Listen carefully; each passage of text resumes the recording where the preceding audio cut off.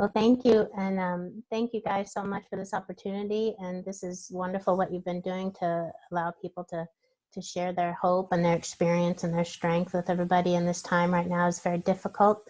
Um, so I just wanted to start off with a little story. I had heard this story not too long ago, and it really made an impact on me. It was about a man who he was stranded on a desert island, and every day he would go down to the beach and he would pray, please God, rescue me, rescue me. And so he was there for weeks on end, and he decided, well, I'm just going to have to do the best that I can. And so he built a hut, and he just started to live there, but he still prayed, please God, save me. And so one day, he went out to gather fruit and nuts, and all of a sudden his hut caught on fire. So as he sat there and he watched it burn, he thought, oh my gosh, he said, now one more thing. And when I thought I had kind of a semblance of a life, now my hut's on fire. And he goes down to the beachfront to throw himself into the ocean and to end it all. And as he's walking down to the water, he sees a boat approaching. And so with joy, he jumps on and they rescue him. And as he's sitting there, he said, how did you find me? And they said, well, we saw the smoke from your fire. And that's kind of how life is, right? For my life has been that way anyway. In 2014, I had a life-changing experience. I am a co-owner. I was a co-owner of a restaurant for over 20 years. And in 2014, September, I got back from a couple of months of touring. We were teaching chefs, so we'd go to Michigan, Ohio, and we would sell seasoned olive oil that my business partner had created, and we would stay gone for a couple of months at a time and close the restaurant. Well, we came back to the restaurant and it had been destroyed. And when I mean destroyed, I mean completely destroyed. And so suddenly our life went from working 7 days a week to, okay, count them, 7 to 2. We went to working 2 days a week because we would sell our seasoned olive oil on the weekend. And so suddenly here, a life that I had lived for over 20 years and thought that was just going to keep going was suddenly gone. And all the things that were associated with having a restaurant, you know, all the bills that would come in, all the mortgage, everything was still there, but the restaurant was gone, so there was no income from that. And all that we had was our oils that we sold at festivals and art shows. And suddenly we had now just nothing. And I remember sitting there and the devastation of it all kind of starting to come around down upon us, and everything starting to fall in and cave in, and life completely, it really looked like it was destroyed. And I remember I was sitting there and I would say, I'm going to have coffee with Jesus, but it was more like, I'm going to have coffee with Jesus, help me. You know, it was more like a begging. It was not really a coffee with Jesus where we're sitting and visiting. It was more of a devastation of, you got to help me. And I remember that time in my life, now that I look back on it, it was so scary to go through and so devastating. But every day there were little miracles along the way. And every day we would wake up and it was another miracle had happened. You know, someone had come into our life that gave us a blessing that day. And it eventually turned into, the fear and the panic was still there, but it came into, one day I realized, God, I guess I'm just going to have to trust you.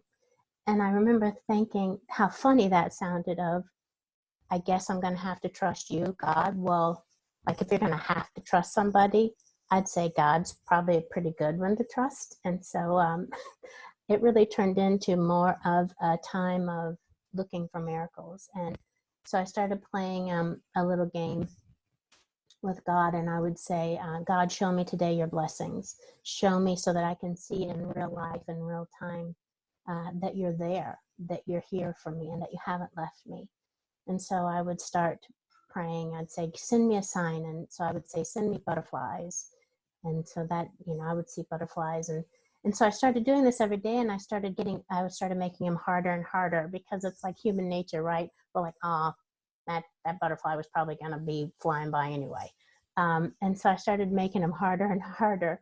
And so I remember we we had gone on the road because we were selling our oils. And so we were in Michigan, and we were getting ready to go into the store. And I had said to Miriam, my business partner, I said, okay, God's going to show us pink butterflies today. And she says, okay. And she told me later, she thought, oh my gosh, are you kidding me? I mean, okay, God's sending you butterflies, but pink butterflies? And but she didn't say anything. She was really good, because she knew that that was like my way of getting through, to be able to survive, of looking for these miracles. And so about 15 minutes later, we go into the store to get Starbucks. It's a grocery store that had Starbucks. And we walked in the front door, and we walked over, and we were going over to the Starbucks, and I looked up, and there was this balloon, and it was a pink butterfly balloon, and it was huge, and it was just floating there. And I started laughing, and I looked at it, and I was like, thank you, God. That is so awesome. I can't believe it was so quick. You show me that you are there. You hear me. You know, you're sending the answer when I've hardly even spoken it out and spoken the question. And so as I'm staring there looking at the balloon, it was kind of floating around a little bit, and I'm watching it float, and my eye just kind of followed it. And as I was looking a little bit longer, I realized that there was a tree. There was a fake tree they had in the floral department, and it had all the little, those little tiny balloons that are gifts that have chocolate hearts and stuff like that in there. And I looked up at the tree, and the tree was white. And in that tree, they had clipped, I don't know how many, it was probably 50 or more pink butterflies, and they were all clipped to this white tree. And I just remember standing there just in awe of God's graciousness, that even though that was something that seems so silly and so kind of even ridiculous, if you want to look at it that way, that God really knocked himself out just to show me how good he is, and that we're never alone, and that he always hears us. And so as we went on, it took several years to really be able to walk out on the other side of that, and knowing that, every day there were miracles, that God never left us alone. And every time we had the opportunity, we were served fear so many times, so many times things came against us that it was totally impossible. I mean, not even just kind of impossible, or it might work out, but there's no way on earth, which is true. It wasn't on earth. There is no way in the world that this is going to work out. And we would just sit back and go, okay, God, this is going to be amazing. I'm going to love to see how you're going to work this one out. And he would work things out that literally, it wasn't even in the nick of time. It was at the perfect time. And it was just one thing after the other, after the other. And so as we went through that in that time, we got more secure and more trusting. And so it was like every time God would ask us to believe him and to come with him, it got easier and easier. And it wasn't that we weren't afraid, but it was every step got a little bit easier. And so as time went by, and we started to learn to trust him more, and we got more relaxed, we started having new experiences and new ways of trusting God. It was like our business really started to flourish. And so we were able to really walk away from 7 days to 2 days and selling our seasoned oils. And we were in a place where we were like, wow, this is great, and it's working really well. And God's really rocking it, and getting, wonderful shows and wonderful orders, and everything was wonderful. And then COVID-19 popped up, and all of our shows got canceled overnight, literally. And so something that here we were going, gung-ho, gangbusters, and now all of a sudden we had 0 shows, no way to travel and to sell our oils. And the most amazing thing happened was there was no fear this time. There was no panic. There was no gut-wrenching laying on the couch, curled up with your insides feeling like you've got rocks in them because you're so full of fear. There was no more of that staying up all night because there's no way out. There was none of that anymore. There was simply peace. And every time we would get a cancellation from a show, we'd say, thank you, God. We know that you're faithful, and your grace is enough. and we know that everything is always working out for us.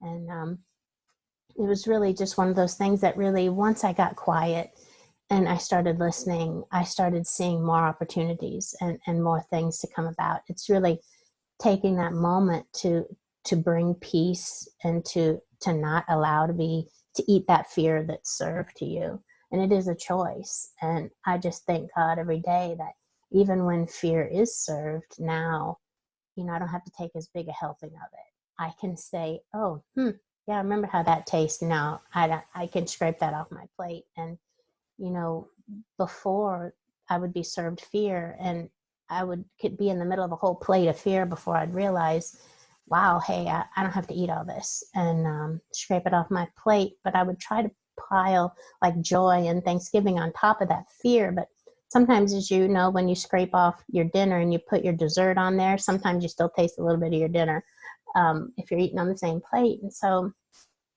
I got to the point where I would eventually, and I don't do it every time, I still sometimes find myself eating a plate of fear, but they're much smaller plates, more like an appetizer plate or a dessert dish. But now I can say, wow, there's nothing to be afraid of. There's really nothing to be afraid of at all. And knowing that really God has the answer coming up the side of the mountain when you're still on the other side climbing and you're exhausted, that he's got the answer there for you. And I would just encourage people listening to this, or if people are hearing it, that to know everything is always working out for you. Everything that you have gone through in the past is going to be used in the future. And this time now is a hard time for a lot of people who have never been through something as devastating as losing a business or suddenly having no job. There's a lot of people who have never had to go through that before, and this is a super scary time for them. And so my hope and my prayer is that people will be able to really gain compassion from this experience and some empathy to know that, maybe they had a thriving business and now suddenly it's gone. For them to have that peace, but also that empathy and compassion to know that there's people out there every day that are hurting, that are suffering, and that are having to try to scrounge around to make their day, to feed themselves and their families. So my hope and my prayer is that we all come out of this much more compassionate, more understanding, that really, when you think you've got it all under control, people are really just a heartbeat away from their lives being changed in an instant. And once you've gone through something so devastating, you'll be surprised that, when something else comes up, your reaction is totally different. I'm able to spend my time now learning new skills. God has been very gracious. We've gotten wonderful internet orders. Every day we get orders coming in, and he's really been faithful to provide us with that. And I am so grateful for that, and for all of our customers checking on us. And really, I just want to say, if you find yourself right now that your HUD is on fire, that everything that you think you've worked for and you've really fought for in your life, you see it go up in smoke, know that help is on the way. It's not the end. It's probably the beginning. And so I would just encourage you to take some time to make a conscious effort and a conscious decision to spend some time in peace, and to give your mind and your heart some time to hear from God, to let you know that it's okay and help is on the way. Thank you for listening, and I appreciate this time to share with you my story.